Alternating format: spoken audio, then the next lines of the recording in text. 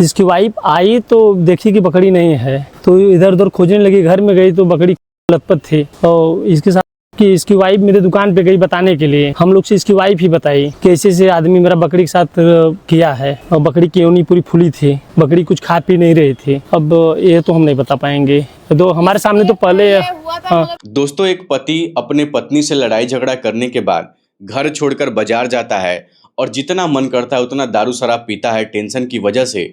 और जब दारू शराब पीने की वजह से उसकी हालत खराब हो जाती है, उल्टियाँ होने लगती हैं, इधर उधर गिरने पड़ने लगता है, तब दोस्तों इसी हालत में अपने घर पर जाता है। और जब घर पर जाता है तो देखता है कि घर पर उसकी पत्नी नहीं है, तो उसको बहुत ज़्यादा गुस्सा आ जाता है।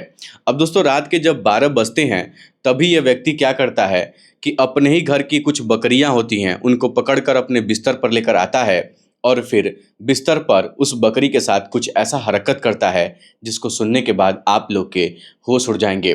दोस्तों, ये व्यक्ति इंसान कहलाने के लायक नहीं है। ये व्यक्ति इंसान के चरित्र को बदनाम कर चुका है, इंसान होने के नाम पर कलंक है। इसको इंसान कहना भी बहुत बुरा होगा। इसको जानवर कहा जाए या फिर जानवर से भी बदतर कहा जाए तो भी इसके लिए कम है।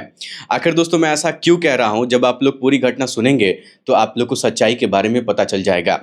इसीलिए मैं आप लोगों से हाथ जोड़कर विनती करता हूं कि आप लोग इस घटना को पूरा जरूर देखिएगा, और इस घटना से आपको बहुत कुछ सीखने की ज़रूरत है और बहुत कुछ सीखने को मिलेगा। तो इधर उधर खोजने लगी। घर में गई तो बकरी लथपथ थी। और इसके साथ कि इसकी वाइफ मेरे दुकान पे गई बताने के लिए। हम लोग से इसकी वाइफ ही बताई कि ऐसे से आदमी मेरा बकरी के साथ किया है। दरअसल दोस्तों ये घटना है वाराणसी के सारनाथ के बेनीपुर गांव की। और दोस्तों वहीं का रहने वाला एक व्यक्ति है जिसका नाम संतोष प्रजापति है। उम्र 38 साल है।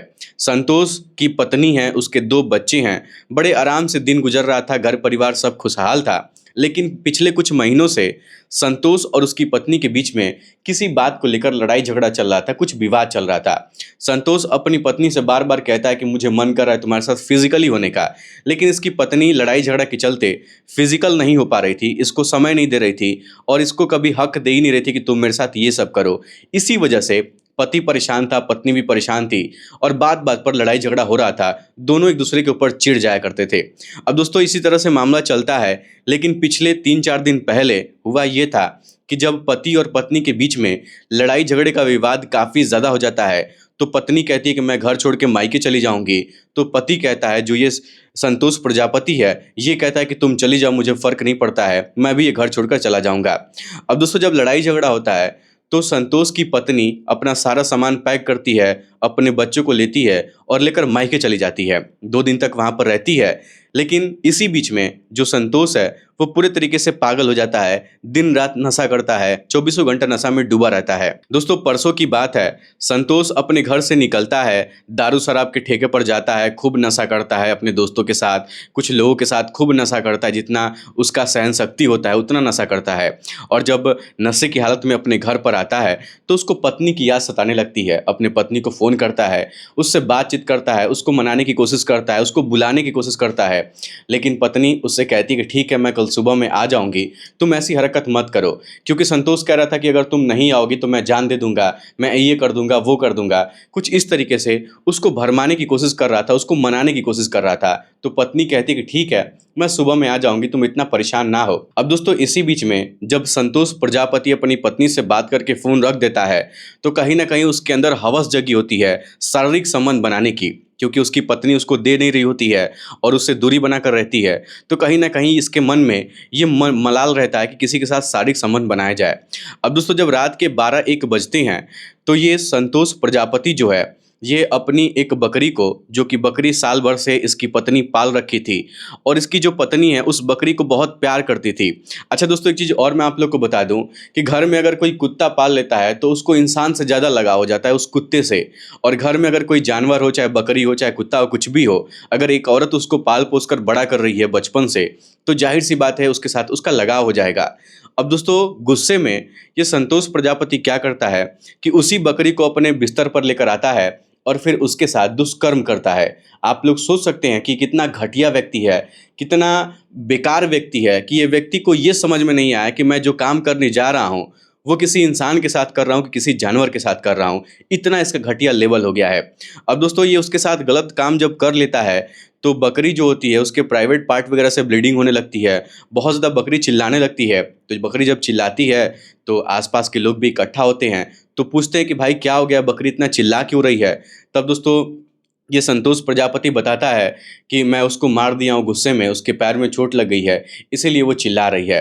फिलहाल गांव वालों को ये मामला पता नहीं चलता है कि आखिर संतोष उस बकरी के साथ क्या कर रहा था। लेकिन जब सुबह में उसकी पत्नी अपने मायके से बच्चों को लेकर घर पर आती है और जब बकरी की हालत देखती है तो वो देखकर उसको समझ में आ जाता है, क्योंकि उसके प्राइवेट पार्ट से बहुत ज़्यादा सूजन हो गया था और कुछ इस तरीके से ब्लीडिंग वगैरह हो रही थी और उसकी हालत बहुत ज़्यादा ख़राब थी। अब दोस्तों उसकी पत्नी क्या करती है कि अपने पति से सब कुछ उगलवा लेती है, उससे पूछती है कि बताओ इसके साथ क्या हुआ है। तो उसका पति कुछ साफ जवाब नहीं दे रहा था, लेकिन पत्नी तो पत्नी होती है, जो भी उगलवाना चाहेगी वो तो उगलवा ही लेती हैं लोग। तो वो ऐसे उससे पूछने लगती है कि बताओ क्या हुआ है, तुम इसके साथ क्या किए हो।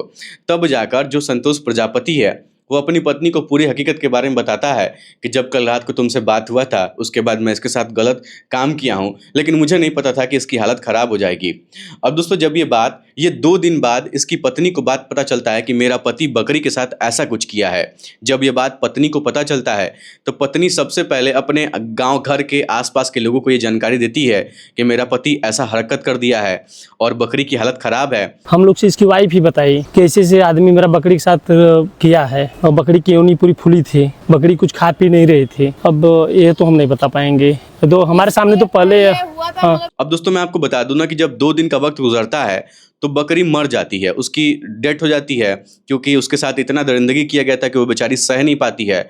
और जब बकरी मर जाती है तो संतोष प्रजापति के पत्नी को बहुत दुख होता है और इनकी जो पत्नी है वो सीधा गांव वालों को लेकर थाने पर पहुंच जाती हैं अपने पति के खिलाफ दुष्कर्म का आरोप एफआईआर दर्ज करवाने के लिए। जब ये बात संतोष प्रजापति को पता चलता है कि अब उसकी पत्नी एफआईआर दर्ज करवाएगी तो कहीं ना कहीं ये डर जाता है और अपना घर छोड़कर फरार हो जाता है। फिलहाल दोस्तों संतोष की पत्नी पिछले 3 दिनों से पुलिस का गुहार लगा रही है कि साहब आप लोग मेरा एफआईआर दर्ज कर दीजिए और मेरे पति के ऊपर कार्रवाई करिए, क्योंकि वो बहुत बड़ा दरिंदा है। अगर वो आज बकरी के साथ ऐसा कर सकता है तो कल को मेरे बच्चों के साथ भी कर सकता है या फिर गांव की अन्य महिलाओं के साथ भी कर सकता है। इसीलिए आप उसके ऊपर एफआईआर दर्ज करिए और उसको कड़ी से कड़ी सजा दिलाइए। लेकिन दोस्तों पुलिस वाले भी इस घटना में कोई एक्शन नहीं ले रहे हैं। वो लोग सोच रहे हैं कि क्या ही ये फालतू का मामला है, इसको ऐसे इग्नोर कर दिया जाए। लेकिन दोस्तों कहीं ना कहीं एक्शन लेना बहुत ज़रूरी है। आप लोग ज़रा सा सोचिए कि कोई व्यक्ति की उम्र जो है वो 38 साल हो चुकी है, 2 बच्चे हैं, बीवी हैं। अगर वो व्यक्ति नशे की हालत में एक मासूम बकरी के साथ ऐसा काम कर सकता है तो वो किसी इंसान के साथ, किसी बच्ची के साथ, किसी लड़की के साथ जब उसको मौका मिलेगा तो वो क्या क्या कर जाएगा, आप लोग सोच सकते हैं। फिलहाल दोस्तों इस घटना को सुनने के बाद आप लोग क्या कहना चाहेंगे, अपनी राय हमें कमेंट बॉक्स में ज़रूर बताइएगा। और इस घटिया इंसान के बारे में, इस चरित्रहीन इंसान के बारे में आप लोग क्या कहना चाहेंगे, अपना जवाब हमें कमेंट बॉक्स में ज़रूर बताइएगा। फिलहाल आज के इस वीडियो में इतना ही। वीडियो पसंद आए तो वीडियो को लाइक, चैनल सब्सक्राइब जरूर करिएगा। आप सभी लोग का बहुत बहुत धन्यवाद।